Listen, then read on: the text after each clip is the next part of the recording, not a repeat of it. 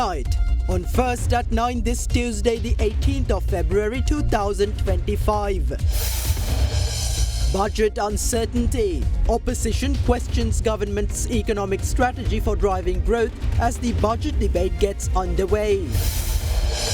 Government strategy. Central Bank Governor praises government's commitment to IMF obligations while financial advisors express confidence in meeting revenue targets. Explanation. CEB reveals that an imbalance between generation and demand triggered cascading disconnections, leading to the nationwide blackout on February 9th. Economic momentum. January purchasing managers' indices signal growth in both manufacturing and services. Chilo Dairy, Sri Lanka Kiren Perata. Obe Vishwasi Dinu Sensorain, then Langamati Pharmacy in Labagata Hacker. කට්ට පරිස්සම් කරගත්තොත් අපි පරිස්සම්. From Derana, this is Derana First at 9. Live from Studio 24 in Colombo. Good evening and welcome to First at 9 on Sri Lanka's most trusted news source, Derana. I'm Tarindu Mahendra, joining you live with the latest in Sri Lanka and from around the world. In your top story tonight, opposition legislator Dr. Harsha De Silva states that the budget presented to Parliament yesterday by the President contradicts the promises made in the manifesto of the governing party, the National People's Power. Speaking during the debate on the second reading of the 2025 budget, he also questioned the government's model for fostering Sri Lanka's economic growth. Meanwhile, Deputy Minister of Finance and Planning Dr. Harshana Surya Peruma revealed that debt negotiations for the national carrier Sri Lankan Airlines is ongoing and expressed optimism that the conclusion of these discussions would lead to an improvement in Sri Lanka's credit ratings. How can the economic policies that were followed by past leaders of this country and were heavily criticised and described as harmful in the NPP manifesto, A Thriving Nation, A Beautiful Life, be implemented in this manner? This is the same budget presented by former President Ranil Wickremesinghe with minor changes. Even though the political stance of the JVP is socialism, the budget presented was something entirely different. I am not sure whether it was socialism, capitalism or something else. The government promised to increase the threshold for the payee tax to 200,000 rupees. We said that this would not be possible, but they insisted. Has it been done now? No. Now a minister has said that they did not raise taxes yesterday. Yes, because the taxes were increased on the 18th of December last year. However, the increase will be implemented starting from April 1st. This budget is based on the manifesto. I had a debate recently with the Deputy Finance Minister, Professor Anil Jayanta. I asked him what their economic model was and how they plan to achieve economic growth in the next 5 years. His answer was that the Ministry of Finance follows an auto-regressive distributed lag model. However, as we continued the discussion, he said that the government's model was different from that. In the budget, it is stated that the government will achieve a real GDP of $120 billion by 2030 through a manufacturing economy. But we don't know why Sri Lanka's real GDP is being calculated in US dollars. In 2023, the GDP was 27,235 billion rupees. In 2024, it was 30,000 billion. This means a nominal growth of 8% last year. The inflation rate for last year has not been clearly announced yet, but the estimate is at around 3.1%. In that case, there should be a minimum of 6% substantial economic growth. The President mentioned yesterday that the economic growth rate in 2025 is expected to be around 5%. We need to know during this deflationary period what the government's economic model is to uplift the economy, which has been collapsing for years. As we can see, the economic growth estimated for 2025 is less than that of 2024. If these economic policies have destroyed the economy, how can you rely on the same policies as an auto-regressive model? The budget presented yesterday contradicts the principles of your manifesto. තමන්ගේ අයවැය හදන්න පාවිච්චි කරපු ප්‍රතිපත්ති ප්‍රකාශයේ මූලධර්ම ඊයේ ඉදිරිපත් කරපු අයවැයට පරස්පරයි. මම කිව්වේ ඔටෝ රෙග්‍රෙසිව් මේ මොඩල් එක අපේ ආර්ථික මොඩල් එක කියලා මේක වැරදි. I did not say that the auto-regressive model is our economic model. That is a statistical model, not an economic model. The models that were highlighted today are some of the traditional old models, specifically a model based on the Cobb-Douglas production function and the microeconomic model that followed it. The world is moving towards behavioral, complex and AI-based models. Government's model is an evolving model and you will see how it develops over the next 5 years. I did not say that the auto-regressive model is our economic model. That is a statistical model, not an economic model. The models that were highlighted today are some of the traditional old models, specifically a model based on the Cobb-Douglas production function and the microeconomic model that followed it. The world is moving towards behavioral, complex and AI-based models.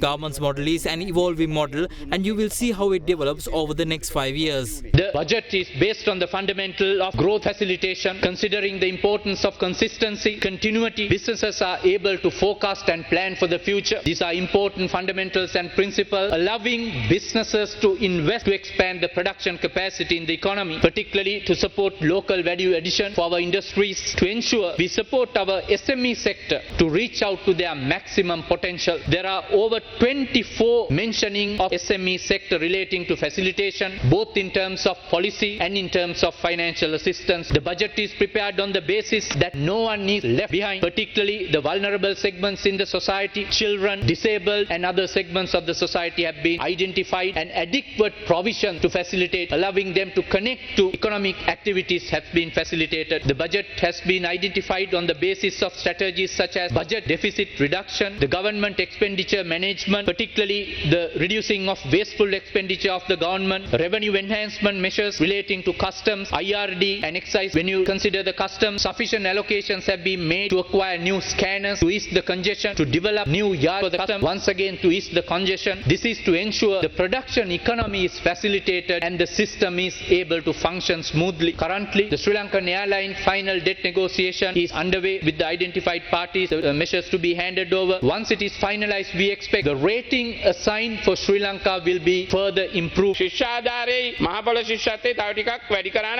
Scholarships and Mahapolo grants should be increased. These students are the ones who helped establish this government. පිරිපුන් ජීවිතයකට ඔබ සමගින් පෙරට Union Assurance. චන්දුරුසුමේ කාගෙන් මන අපේ සිග TV සඳහා සුපිරි deal. Don't waste time. Start your degree with pending A-level results this February with our partner universities. Call ACBT on 0117 699 499. Central Bank Governor Dr. Nandalal Veerasinghe commended government's commitment to upholding the conditions of Sri Lanka's agreement with the International Monetary Fund despite criticism from various parties. He made these comments during a post-budget discussion in Colombo today. Joining the same event, Secretary to the Minister of Finance Mahinda Siriwardana expressed confidence in achieving the revenue targets set out in the budget. A post-budget discussion organised by Ernst & Young Sri Lanka was held today in Colombo. In Sri Lanka's history, the general trend has been that change in the political cycle brings a reversal of economic reforms. However, this political cycle has been characterized by continuity in the basic macroeconomic fundamentals. This has been a long-awaited change in Sri Lanka's political culture, where we are seeing the first signs of depoliticization of basic macroeconomic fundamentals. The budget allocates 4% of GDP for capital expenditure from 2.7% last year. This is a clear signal of the shift from stabilization to growth. The bulk of the revenue is expected from the taxes associated with motor vehicle imports. We expect approximately 1% of GDP to be raised from taxes associated with motor vehicle imports. Another important aspect of this budget is the higher level of disclosures related to the government's fiscal policy operations. President made it clear that all members of parliament should scrutinize these documents. The public should also scrutinize these documents. Sri Lanka's economic crisis was triggered by the failure of the government to adhere to fiscal rules, and there was very little attention given to this by lawmakers, the media or the public until it was too late. That same mistake cannot be repeated. Government has projected 5% growth for 2025. In what ways would the monetary policy be accommodative of this target? When you look at those targets, this time with more credibility, I'm sure 5 trillion revenue target and the primary surplus of 2.3% will be overperformed, and government will be able to maintain sufficient buffers to smoothen out any short-term volatilities in the government securities yields. That will help us to maintain stable interest rates going forward. Second part is a financial system stability without using taxpayer money to have another development bank,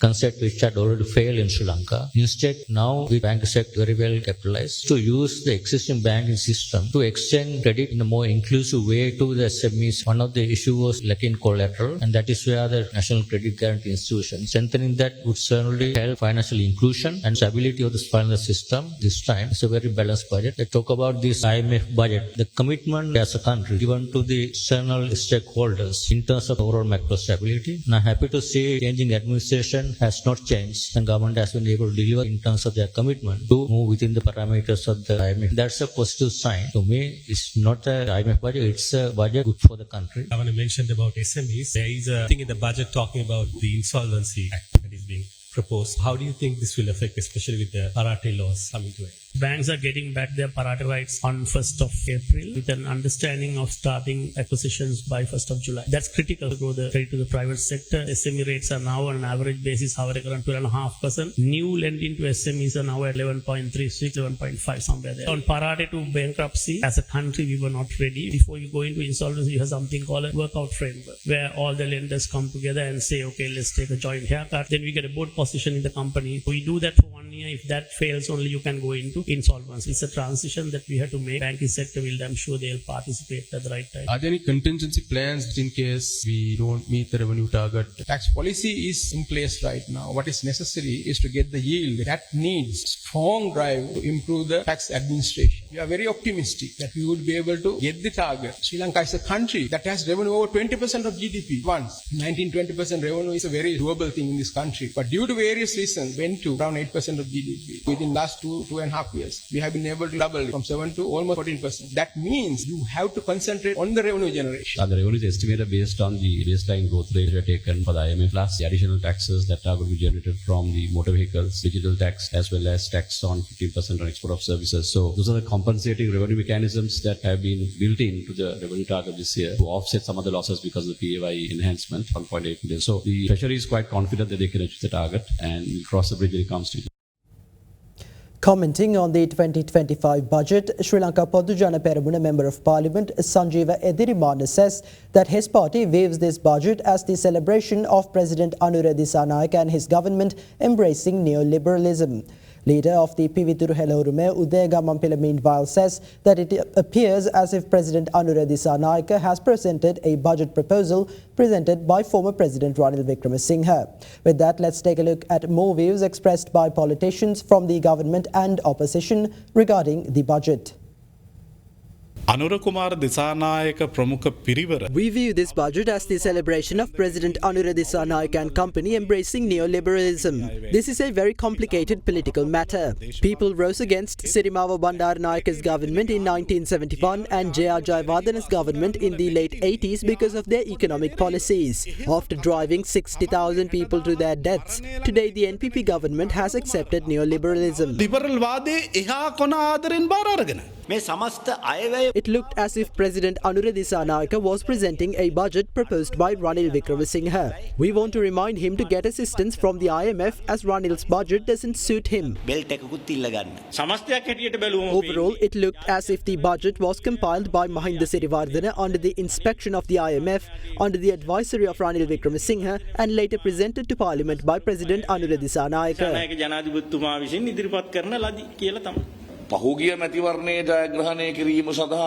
They are trying to perpetuate the same lies they told during the last election. The government is trying to win the local government elections by using the budget as a New Year's offering. This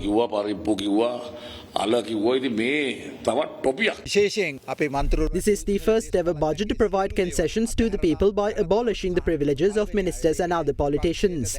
The opposition is helpless after the budget to the point that they can't even criticize honestly. Fast track your career from O-levels with eSoft. Diabetol සීනි වලින් පරිස්සම් වන ඔබට අමතක නොවන පෝෂණය. Single 1111 up to 60% off from the 11th November to the 17th of November. Kalani wire කිසිගින්නක් නැහැ. කිසිගින්නක් නැහැ. Kalani Fire Shield Wire. Malibu chocolate cream, inguru and lemon puff. Less sugar, same great taste. From Malibu. Meanwhile, the Executive Board of the International Monetary Fund is scheduled to meet on the 28th of this month to discuss and potentially approve the third review of Sri Lanka's Extended Fund Facility Programme.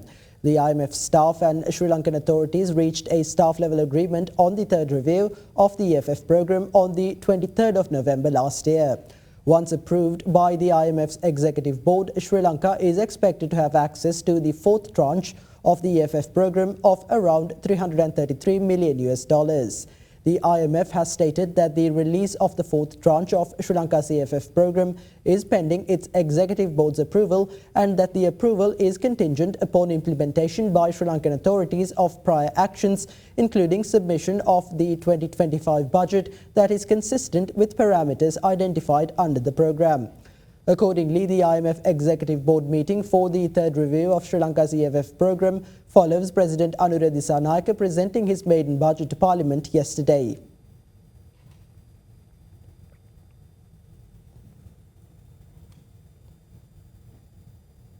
Leader of the opposition, Sajith Premadasa, requested the Election Commission to commence the process pertaining to the local government elections once the final vote on the 2025 budget concludes in March. The Election Commission meanwhile said it will announce the dates for the local government polls after studying the new Local Authorities Elections Special Provisions Act. The General Secretariat of the Parliament announced that Speaker of the Parliament Dr. Jagat Wickramaratne has endorsed the Local Authorities Elections Special Provisions Bill, which was passed in Parliament yesterday. Accordingly, this bill will come into effect as the Local Authorities Elections Special Provisions Act No. 1 of 2025. A Gazette notification is expected to be issued by the Ministry of Public Administration, Provincial Councils and Local Government pertaining to the passing of the bill. Once the Election Commission receives the relevant gazette, it must determine the date for the calling of nominations for the local government elections, and the relevant date should lie within 3 months from the date of the passing of the bill. Against this backdrop, the Election Commission convened a meeting today, and a spokesperson for the Commission noted that the dates for the local government elections will be announced after studying the relevant act. Meanwhile, several representatives of the opposition political parties arrived at the Election Commission today. We understood why the government is eager to conduct the local government elections after listening to the budget yesterday. The government is planning to hold the elections before state sector employees receive their salaries for April. Even the state sector employees don't know by how much their salaries will be raised. The calling of nominations for elections amid the budget debate is a huge problem for us. We can't be in two places at the same time. There are 66 parliamentarians who represent the opposition in Parliament. As parliamentarians, we are committed to fulfilling our legislative duties during the ongoing budget process. We requested the Election Commission to commence the process of conducting the local government election after the final vote on the 2025 budget, which is scheduled for the 21st of next month.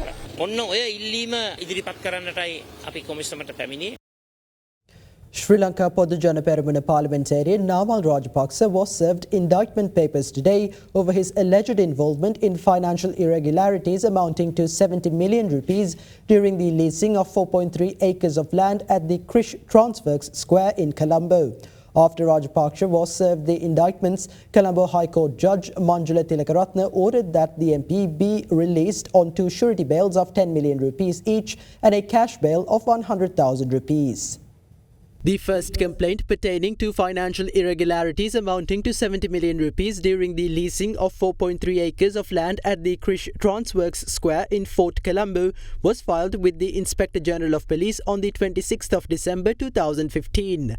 The relevant complaint was lodged by then convener of the Anti-Corruption Voice Organisation, Parliamentarian Vasantha Samarasinghe. Investigations conducted by the Financial Crimes Investigation Division revealed that R.P. Gupta, a director of the Krish company, had provided a sum of 70 million rupees to Director of Premium Sports at the time Nimal Hemasiri Pereira as per a request by MP Namal Rajapaksa to develop rugby in Sri Lanka. Rajapaksa was taken into custody of the Financial Crimes Investigation Division on the 11th of July 2016 and was granted bail after being produced before the Colombo Fort Magistrates Court. Against such a backdrop, on the 5th of February this year, the Attorney General filed an indictment with the Colombo High Court against SLPP parliamentarian Namal Rajapaksa over allegations of financial misconduct in the Krish deal. Accordingly, parliamentarian Namal Rajapaksa arrived at the Colombo High Court today as per the summons issued.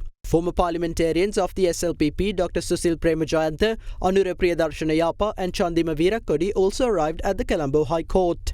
President's counsel Sampath Mendis represented defendant Namal Rajapaksa at the time of receiving indictments, while Deputy Solicitor General Vasantha Pereira represented the complainants. Indictment papers and relevant attachments were handed over before Colombo High Court Judge Manjula Tilakaratna.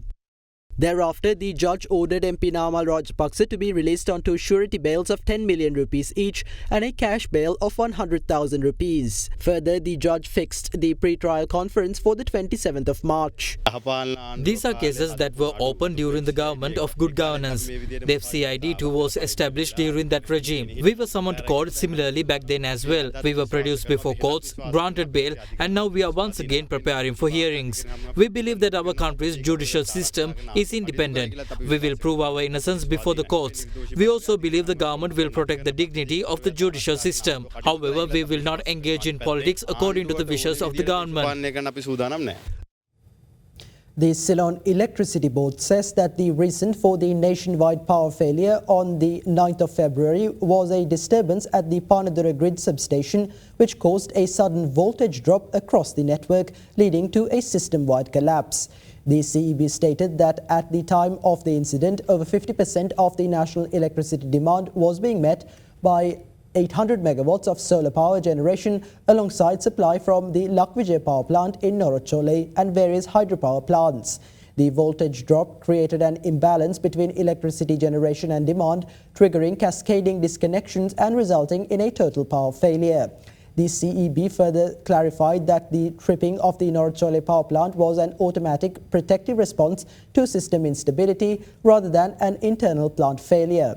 CEB said immediate actions such as maintaining synchronous generations and operating gas turbines in condenser mode to provide grid support have been implemented.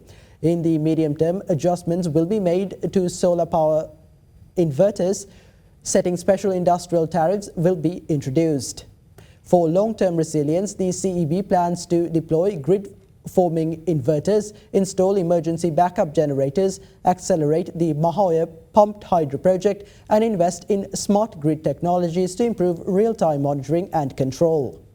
Prime Minister Dr. Harini Amarasuriya emphasised the importance of enacting legislation to regulate and streamline Sri Lanka's organ donation programme. The Prime Minister made these comments while addressing an event held to mark National Organ Donation Day.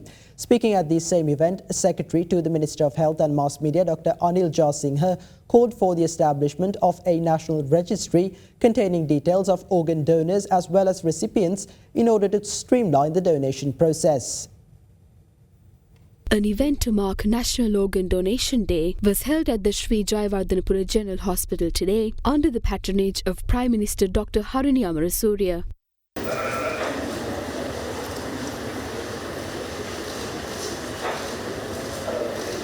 දැනට ගත්තොත් එහෙම අපිට transplant police එකක් තියෙනවා. Currently, an organ transplant policy is in place.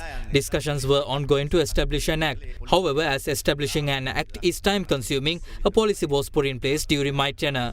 We do not possess a national registry for donors or recipients to bring all relevant data onto one platform. It is important to fulfill these requirements. Minister of Health and Mass Media, Dr. Nalinda Jayatissa, is looking into this matter. We will be able to streamline the program under the guidance of the subject minister. We possess many strengths pertaining to the program. There are 11 hospitals nationwide that conduct organ transplant. However, the relevant process are not well coordinated. This is what we should focus on.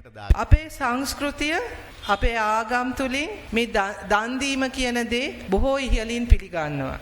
The act of giving is greatly advocated by our culture and religion. In my opinion, being generous is a part of Sri Lanka's culture and its identity. Sri Lanka gained fame as a country taking the lead in eye donations. The government is aware that this program must be developed. The necessary legislation must be enforced and amended, not as a commercial act, but mere necessities within Sri Lanka's health system. I believe our ministry will intervene and strengthen this program as per international standards. I am aware that measures are taken to ensure the introduction of a proper methodology, as well as ensuring the establishment of a suitable environment for the government to regulate this program. We must not forget that every life matters.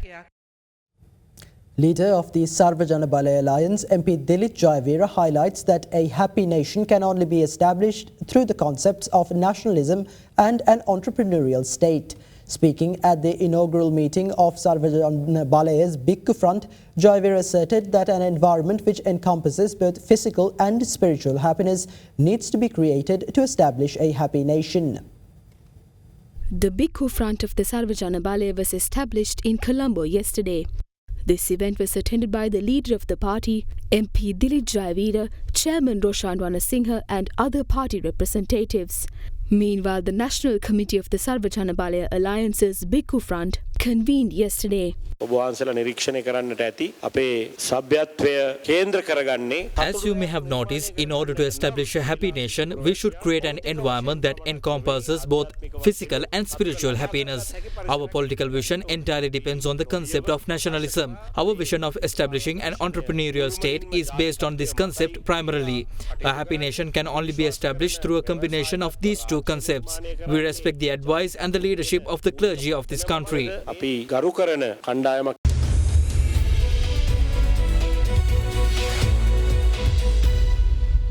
Welcome back. In business-related news today, Sri Lanka's Purchasing Managers Index for January 2025 recorded growth in both manufacturing and services sectors. The latest report of the central bank reports that the manufacturing PMI climbed to 59 in January, while the services PMI reached 58.5. The increase in the manufacturing PMI was attributed to the sub-indices contributing positively to the improvement. The outlook for manufacturing activities for the next 3 months remains positive, anticipating improved business conditions. Considering the services PMI, the expansion in business activities was driven by improvements observed across most of the sectors. New businesses increased in January 2025, primarily due to expansions observed in the financial services, transportation and accommodation, food and beverage-related activities. Meanwhile, the Colombo Bourse closed in green today as a result of price gains in counters such as Melster Corp, Hatton National Bank and Haymas Holdings. The all share price index ended 0.22% higher, settling at 17,193.79 points, while the S&P SL20 index also closed on a positive note, gaining 0.59% to 5,136.58 points. Market turnover crossed 5.4 billion rupees. The banking sector was the top contributor to market turnover, followed by the capital goods sector. Foreign participation in the market activity remained at subdued levels, with foreigners closing as net sellers.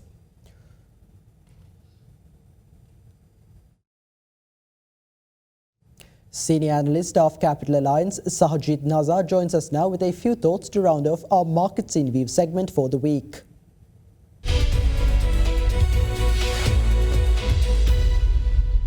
Over the course of the previous week, the domestic stock market increased, with the ASPI increasing by 121 basis points from 16,735 points to 16,937 points, while the S&P SL20 increased by 86 basis points from 4,992 to 5,035 points. However, market turnover decreased by 22.15% to 16.6 billion rupees, with contributions from the capital goods and banking industries, mostly because of the anticipation of the NPP government's first budget. Additionally, last week, Treasury bill auctions brought in 157.5 billion rupees for the government, with interest rates on 3, 6 and 12-month bills falling by 10, 6 and 1 basis points respectively. Treasury bonds worth 67.5 billion rupees were also raised by the government. The bonds with 2028 and 2030 maturities closed at a weighted average yield rates of 10.31 and 11.23% respectively.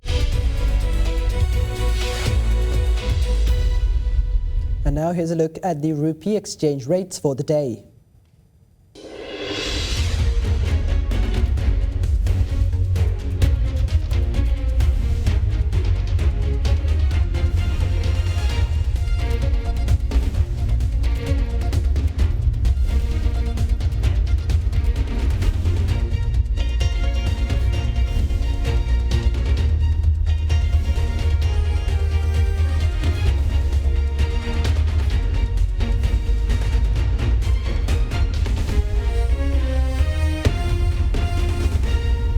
Another short break now, and we'll join you once more with international news.